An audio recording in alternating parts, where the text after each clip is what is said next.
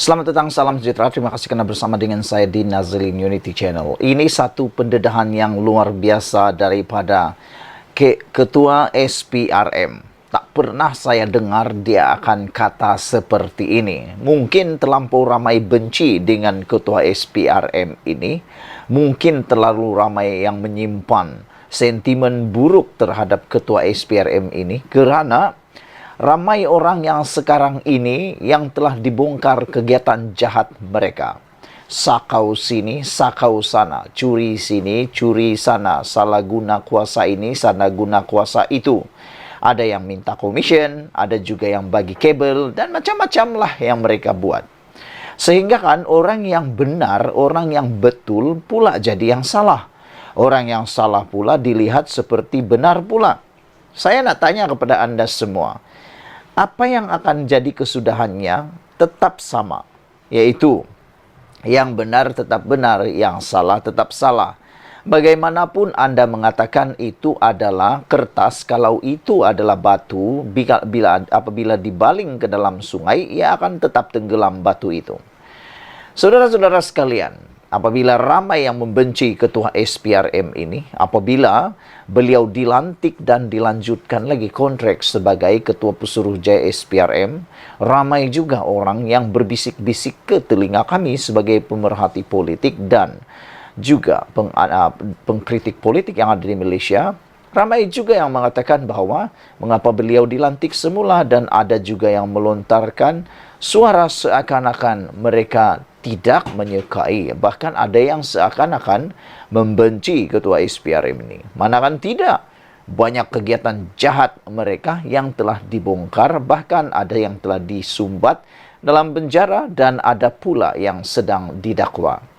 Namun demikian, Ketua Pengarah SPRM Malaysia, yaitu Azam Baki, hari ini mengajar ramai orang, ramai penjahat dengan mengatakan, kamu tak suka saya, itu bukan masalah saya. Kalau kamu setuju dengan saya, share video ini. Pada pendapat saya, sangat sesuailah Azam Baki mengatakan perkara ini. Sudah tiba waktunya beliau harus melawan provokasi. Tidak perlu diam-diam lagi, tidak perlu lagi takut-takut. Dimemandangkan tambahan pula Perdana Menteri yang ada sekarang, yaitu Datuk Seri Anwar Ibrahim, adalah orang yang benar-benar supportive, benar-benar orang yang menyokong tindakan SPRM dan menyokong pergerakan SPRM yang benar-benar proaktif, dinamik dan sangat padu. Azam Baki mengatakan, kamu tak suka saya, itu bukan masalah saya. Saya suka dengan kata-kata ini. Betul lah. Ramai orang tidak suka dengan Azam Baki bukan kerana Azam Baki tak kerja, tapi orang benci dengan beliau pada waktu ini mungkin kerana beliau terlalu bekerja. Ya, biasalah kan, Azam Baki ini adalah penguatkuasa. Dan tentunya orang yang tak menyukai Azam Baki itu bukanlah ramai. Tetapi tentulah yang melibatkan, yang paling teruk ialah melibatkan kayangan-kayangan yang ada di Malaysia. Bahkan kebanyakan yang ditangkap disiasat pada waktu ini melibatkan ahli-ahli kayangan, politik, ahli politik. Dan yang disakau pula bukan nilai RM1, RM2, tetapi berpuluh-puluh juta. Bahkan ada yang sampai sehingga beratus juta dan tak juga mustahil sampai berbilion ringgit. Itu sebabnya saya suka dengan apa yang Azam Baki kata ini. Kamu tak suka saya, itu bukan masalah saya. Kalau tak suka dengan SPRM, kalau tak suka dengan Azam Baki, berhenti buat rasuah. Ketua Pesuruhjaya SPRM Azam Baki yang tempoh perkhidmatan dilanjutkan setahun lagi, tidak terganggu dengan para pengkritiknya. Ngamlah itu, orang Sabah bilang. Janganlah terpengaruh dengan kritikan orang yang tak suka di luar sana. Orang yang terganggu itu adalah orang-orang yang mungkin terganggu kerana tak boleh lagi melakukan perbuatan kebiasaan mereka seperti menyakau duit, mencuri duit, menggunakan salah guna kuasa dan sebagainya. Tentulah ini perkara yang membuatkan orang benci dengan SPRM. Tapi bagi kita, bagi saya sebagai seorang yang mencintai undang-undang, tentulah kita suka dengan tindakan SPRM ini. Tangkap sakau semua itu. Dalam temu bual dengan Straits Times hari ini, dia ditanya tentang asakan pelbagai pihak yang menyerangnya kiri, kanan dan tengah. Kata beliau, saya okey sahaja. Memang ada yang tidak suka atau mahu saya keluar dari sistem. Kamu tak suka saya, itu bukan masalah saya, kata Azam Baki.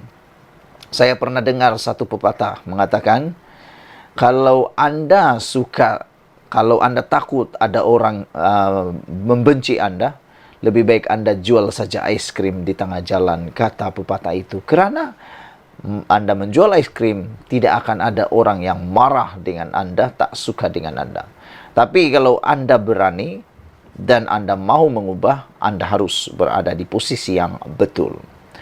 Kata Azam Baki, kamu tak suka saya itu bukan masalah saya. Sebelum ini, Azam terpalit dengan skandal pemilikan saham yang menimbulkan persoalan mengenai konflik kepentingan. Dan jika jumlah saham tersebut mampu dimiliki dengan gaji sebagai seorang penjawat awam, bagaimanapun dia mendakwa saham itu bukan miliknya, tetapi dibeli oleh abangnya atas namanya.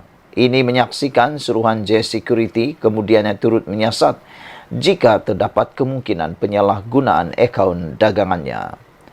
SC akhirnya mendedahkan bahawa Azam Baki mempunyai kawalan penuh ke atas akaun dagangannya sendiri dan tiada dagangan proksi yang terlibat. Menurut Azam, agensi itu sedang menangani lebih banyak kes rasuah membabitkan pegawai tinggi kerajaan serta wanita. Kita melihat peningkatan jumlah wanita yang terlibat dalam rasuah. Pada 2019, hanya 9 wanita yang disabitkan dengan jenayah berkaitan rasuah. Tetapi ini melonjak kepada 57 tahun lepas, kata beliau.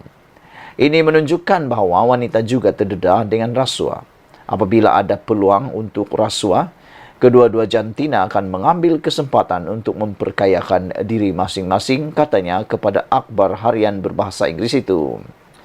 Mendedahkan bahawa 2 hingga 4% daripada keluaran dalam negara kasar negara boleh hilang akibat rasuah, Azam Baki berkata, SPRM tidak menumpukan kepada kes kepentingan awam untuk mengurangkan ketirisan. Wow, ini memang sesuatu yang menarik. Tak pernah saya tahu bahawa 2 hingga 4% daripada keluaran dalam negara kasar boleh hilang akibat rasuah.